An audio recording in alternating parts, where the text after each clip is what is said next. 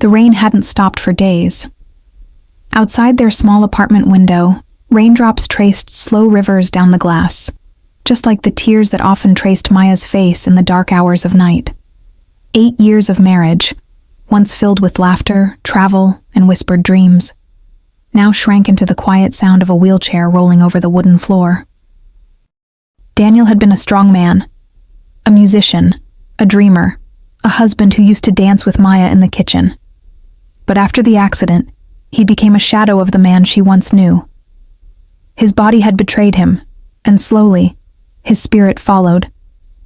Maya worked 2 jobs, mornings at the hospital, nights at a cafe, to pay for his medication. Every morning before leaving, she kissed his forehead and said, "You are my heartbeat, Daniel. We'll get through this." He smiled weakly, though deep down guilt chewed at his soul.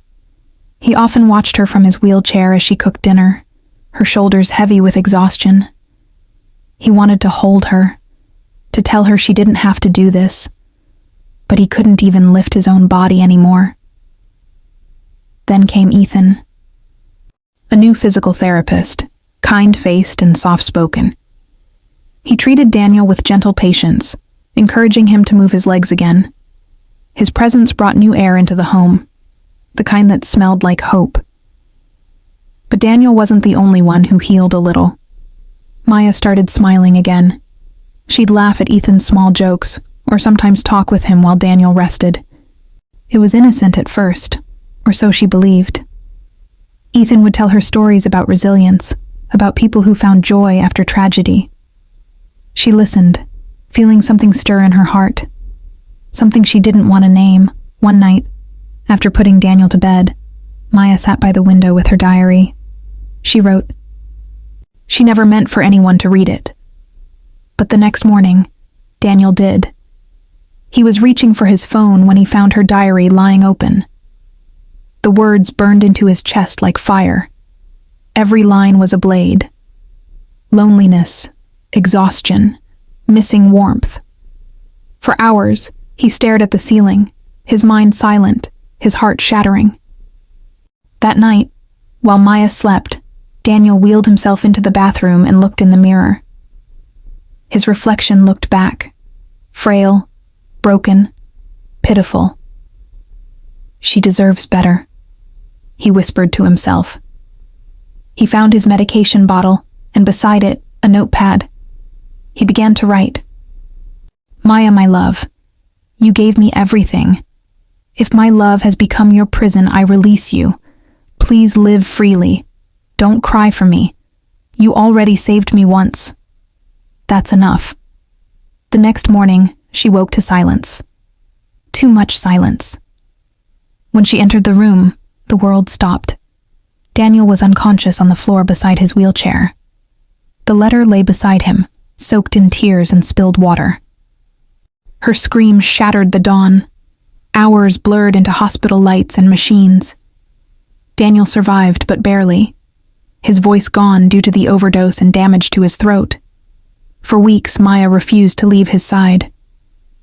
Ethan was there too, helping with his recovery.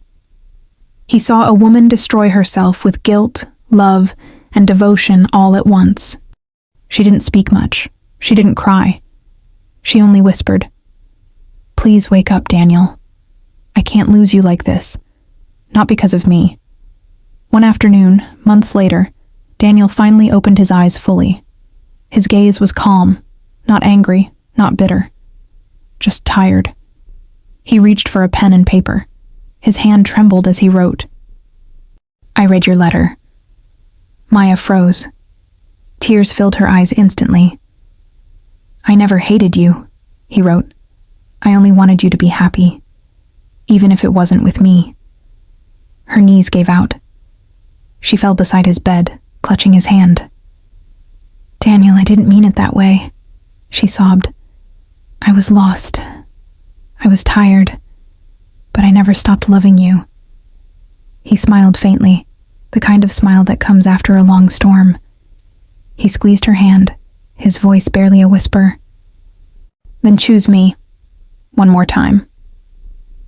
In that moment, the world stopped spinning. The noise of machines faded. The smell of antiseptic disappeared. All that remained was love, raw, imperfect but still alive.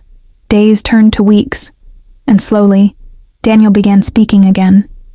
His voice was rough, but his laughter returned, soft, cautious, but real. Ethan eventually left for another hospital. On his last day, he looked at Maya and said gently, "You taught me something important. Love isn't about rescuing someone. It's about staying when everything collapses." Maya nodded. "And sometimes," she whispered, "it's about forgiving yourself." That night, she and Daniel sat together watching the rain. For the first time in years, they didn't need words. The rain wasn't a reminder of pain anymore. It was cleansing. Maya rested her head on his shoulder. Daniel's trembling hand reached for hers. He whispered, "Still my heartbeat?" She smiled through tears, always,